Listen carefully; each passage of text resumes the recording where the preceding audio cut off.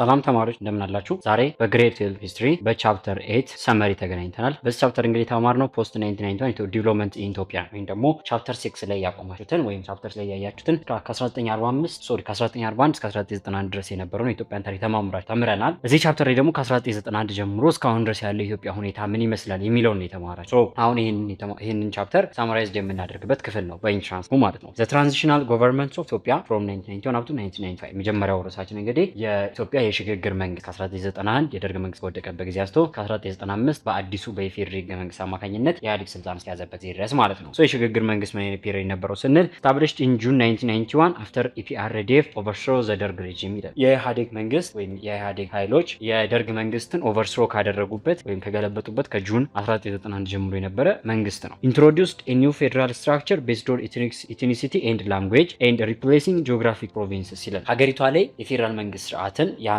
ወይም ደግሞ ኢትዮጵያ ከሚሊታሪስቲክ ወይም ከዲክታቶሪያልሺፕ አገዛዝ ስርዓት ወደ ፌዴራሊስቲክ ስርዓት እንቀየር ያደረገና ይህ የፌዴራሊስቲክ ስርዓት ደግሞ ወይም ደግሞ ሀገሪቱ የምትተዳደርበት የፌዴራል መንግስት ደግሞ በብሔሮች ብሔረሰቦችና ህዝቦች እንዲሁም በቋንቋ ላይ የተመሰረተ የፌዴራል መንግስት እንዲመሰረት አድርጓል። ለምን? የብዙ ቋንቋና የብዙ ብሔረሰብ መገኛ ስለሆነች ሀገሪቷ ያንን ቤዝድ ያደረገ ፌዴራል ስትራክቸር እንዲኖራት አድርጓል ማለት ነው። በተጨማሪ ደግሞ የደርግ መንግስት ሲጠቀምበት የነበረው ጂኦግራፊካል ፕሮቪንስንም ቀይሯል ማለት ነው። ዘ ትራንዚሽናል ፔሪድ ended in 1995 with the ratifications of the Federal Democratic Republic of Ethiopian Constitution ይላል። ታዲያ ይህ የሽግግር መንግስት መቼ ያበቃ ካልን ከ4 ዓመት በኋላ 1995 ላይ የኢፌዴሪ ህገ መንግስት ወይም ደግሞ የፌዴራል ዲሞክራቲክ ሪፐብሊክ ኦፍ ኢትዮጵያ የተሰኘው የኢፌዴሪ ህገ መንግስት አሁን እኛ የምንጠቀምበት ህገ መንግስት ማለት ነው። ይህ ህገ መንግስት ሲወጣ ራቲፋይ ሲደረግ አብሮ የትራንዚሽናል ገቨርንመንት ወድቋል ማለት ነው ወይም ደግሞ ቀርቷል። አርቲክል 39 of the Constitution granted all nations, nationalities and peoples the right to self determination including succession ይላል። አርቲክል 39 ወይም ደግሞ የዚህ ህገ መንግስት እንግዲህ እንደምታውቁት በ11 ምዕራፎችና 11 ቻፕተሮች እንዲሁም ደግሞ 106 ምኖች አርቲክሎች አይደል? አልተሳሳትኩም፣ 106 አርቲክሎች ያሉት ነው። አንቀጽ 39 ምን ይላል? የኢትዮጵያ ብሔሮችና ብሔረሰቦች ህዝቦች እኩልነት መብትን የሚደነግግና እነዚህ ብሔረሰቦችና ህዝቦች የኢትዮጵያ ብሔሮችና ብሔረሰቦች እንዲሁም ህዝቦች ወይም ክልሎችም ጨምሮ የራሳቸውን በራሳቸው የማስተዳደር መብት ያላቸው የራሳቸውን መንግስት የማቋቋም መብት ያላቸው ናቸው። ሰልፍ ዲተርሚኔሽን ናቸው። የራስን በራስ የማስተዳደር ወር ሰልፍ ዲተርሚኔሽን ራይትን የሰጠ እንዲሁም ደግሞ መገንጠል ከፈለጉም መገንጠል የሚችሉበትን መብት ያስቀመጠ ነው ማለት ነው የህገ መንግስት። እሺ ኢትዮጵያ after 1995 constitution እሺ ኢትዮጵያ ይህ ህገ መንግስት ከረቀቀ በኋላ ወይም ከዚህ ህገ መንግስት በኋላ ምን ትመስላለች የሚለውን እንዴ መለስ ዜናዊ become the first prime minister which is ዶክተር ነጋሶ ጊዳዳ become the first president ይለናል። በዚህ ህገ መንግስት ስር እንግዲህ ኢትዮጵያ የመጀመሪያ የፌዴራል መንግስትን ስታቋቋም የመጀመሪያው ፕራይም ሚኒስተሩ ማን ነበሩ? ክቡር ዶክተር ጠቅላይ ሚኒስቴር ዶክተር ናጡትና ክቡር ጠቅላይ ሚኒስቴር መለስ ዜናዊ ነበሩ። የእሳቸው ደግሞ ፕሬዚዳንት ማን ነበሩ? ወይም የሀገሪቷ ፕሬዚዳንት ደግሞ ሀገሪቷ ፕሬዚዳንት ማለት ፕራይም ሚኒስቴር ማለት የመጀመሪያው ፕሬዚዳንት ደግሞ ነጋሶ ጊዳዳ ይባሉ ነበር። ኢፌዴሪ started with 9 regions and 2 city administrations ይላል። መጀመሪያ ኢትዮጵያ ፌዴራል መንግስት ሲመሰረት እንግዲህ ሁለት የፌዴራል መቀመጫ የከተማ መስተዳድሮች አሉት። እነዚህ የከተማ መስተዳድሮች እነማን ናቸው? አዲስ አበባና ድሬዳዋ አሁንም እንደዛው ናቸው። ያኔ ሲመሰረት 9 ክልሎች ነበሩት። በአሁኑ ሰዓት ግን ወደ 12 ደርሷል አይደለ? ከዛ በኋላ ያው እንደተጨመረ ነው መጽሐፋችሁ የሚጠቅሰው። እዛ ቁጥሩ ስፔሲፋይ ያላደረገው መጽሐፉ እየታተመ በነበረበት ታይም ላይም ገና ሪፈረንደም ላይ ስለነበሩ ነው። introduced a multi party political system and recognized human and democratic rights ይላል። ይሄ የ1995 ኮንስቲቱሽን እንግዲህ ኢትዮጵያን ሞር ያላትን የፖለቲካ ስርዓት መልቲ ፓርቲ ሲስተም ያደረገና እንዲሁም በኢትዮጵያ ህገ መንግስት ላይ ያልነበረውን የሂውማን እና ዲሞክራቲክ ራይቶችን ኢንክሉድ ያደረገ ነው። ሲጀምር አብዛኞቹ አንቀጾች ምንድናቸው? እንዳለ አብዛኞቹ አንቀጾችና ቻፕተሮች ሂውማን ራይት እና ዲሞክራቲክ ራይት ናቸው አይደለ?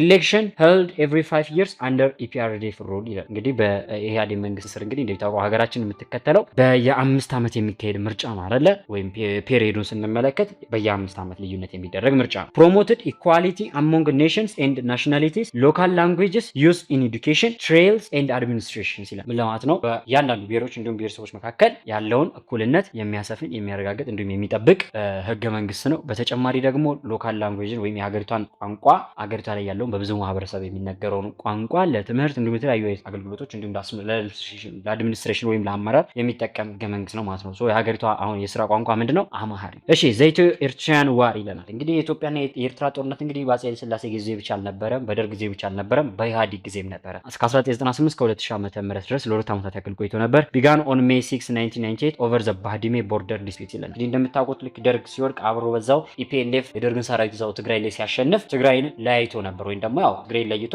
ኢንዲፔንደንት የሆነች ትግራይ መስርቶ ነበር። ነገር ግን የኢህአዴግ መንግስት ትግራይ አልኳር ይቅርታ ኤርትራ ለማለት ነው። እሺ ኤርትራ ምንም እንኳን ነፃ ሀገር መሆኗን ያው ቢቀበልም እና ቢተዋትም ቢችልም የኤርትራ መንግስት ግን ይህን የባድሜ ግዛቶችን ወይም የትግራይን ሰሜናዊ ጫፎች ለመውሰድ ወይም ይሄ የድንበር ግጭት ተከስቶ ነበር 1998 ላይ። ኢትዮጵያ ላውንችድ ኦፕሬሽን ሰንሴት ኦን ፌብሩዋሪ 22 1999 ኤንድ ሪጌንድ ባድሜ ይለናል። ከዛም ጠቅላይ ሚኒስትር መለስ ዜናዊ ኦፕሬሽን ሰንሴትን በማካሄድ እንግዲህ ወይም ደግሞ በኤርትራ ላይ ጦርነትን በመክፈት በመዝመት ፌብሩዋሪ 2 1999 ላይ ኤርትራን በማሸነፍ ባድሜን ማስመለስ ችሏል ማለት ነው። ኢትዮጵያ ዲክሌር ቪክቶሪ ኦን ሜይ 25 1999 ይላል። በ1999 ሜይ 25 ላይ ኢትዮጵያ እንግዲህ አሸናፊ መሆን ችላለች። ከዛ በኋላም ኢትዮጵያና ኤርትራ እንግዲህ ለረጅም ጊዜያት ጠላት ሆኖ ቆይቶ ነበረ።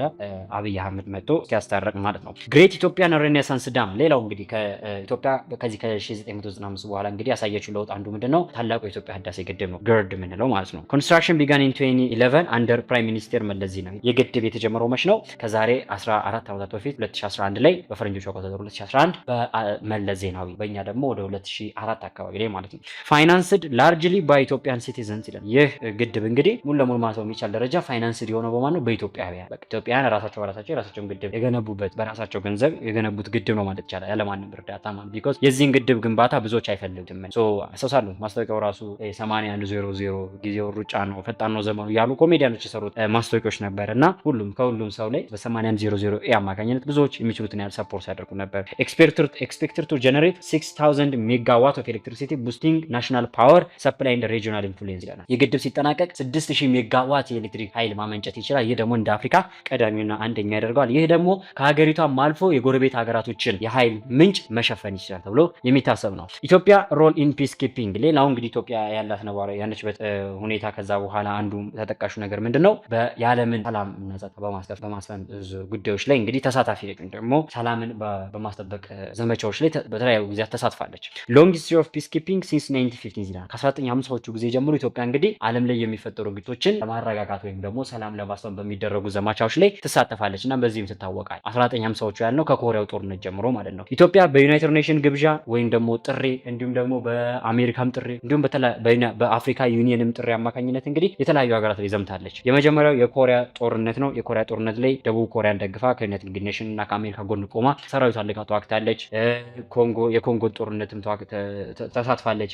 የሩዋንዳውንም የሰላም ማስፈን ዘመቻ ተሳትፋለች። የቡሩንዲ ላይ፣ ላይቤሪያ ላይ፣ ሱዳን ላይ እንዲሁም ሶማሊያ ኢቭን አልሸባብ ሁላ ተዋግታ የጣለችው ማነች? ኢትዮጵያ ነች አይደለ? በእነዚህ ፒስ ኪፒንግ ሚሽኖች ላይ ዋነኛና ተሳታፊ ቀንደኛ ሀገር ነበረች ማለት ነው። ነበረች፣ አሁንም ነች። እሺ ሜጀር ኮንትሪቢዩተርስ ቱ አሚሶም which is AU missions in Somalia with 4395 troops ይለናል። 4395 ወታደሮችን አፍሪካ ዩኒየን ሶማሊያ ውስጥ ባደረገው ሚሽን አሚሶምን ወይም ደግሞ ይሄ የአልሸባብን ታጣቂ ኃይል ለማስወገድ የተደረገው ጦርነት ዘመቻ አለ አይደል? የቅርብ ጊዜ ሱሳችን የዛሬ 10 ዓመት ምናምን 13 ዓመታት ገደማ አካባቢ ቢሆን ነው። የዛን ያህልም አይረቅም፣ በጣም ቅርብ ጊዜ ነበር ማለት ይቻላል። እና የዛን ሚሽን እንግዲህ ኢትዮጵያ ተሳትፋለች። ወደ 4395 ወታደሮች ያልካ እንግዲህ በዛ በረሃ ላይ ድልና የድል ጽዋን ተቀራጅተው መምጣት የቻሉ ወታደሮችን ያፈራች ጀግና ሀገር ነች። እንግዲህ አክቲቭሊ ፋይቲንግ ቴሮሪዝም ስፔሻሊ አልሸባብ ቱ ስታብላይዝ ዘ ሆርን ኦፍ አፍሪካ ይለናል። እንዲሁም ደግሞ ሽብርተኝነትን በመዋጋት ትልቅ ሚና ያላት ሀገር ነች። በተለይ ደግሞ እንዳልኳቸው አልሸባብ አሁን ሶማሊያ ላይ አሚሶምን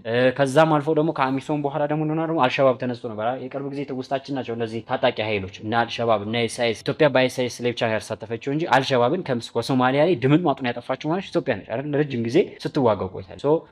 አልሸባብንም በመዋጋት አፍሪካ ላይ የጸረ ሽብርተኝነት ትግልን በማፋጠን ኢትዮጵያ ቀዳሚዋ ነች ማለት ነው። እሺ ተማሪዎች በዛሬው ቆይታችን እንግዲህ ቻፕተር 8 ግሬድ 12 ሂስትሪ በዚህ መልኩ ደንብ አድርገን ሰመራይዝ አድርገን ቀሪው የማን ነው? የእናንተ ኃላፊነት ነው። በሌላ ቪዲዮ እንግዲህ በሪቪዥን ኤክሰርሳይሶች የምንገናኝ ይሆናል። እስከዛም በያላችሁበት ሰላም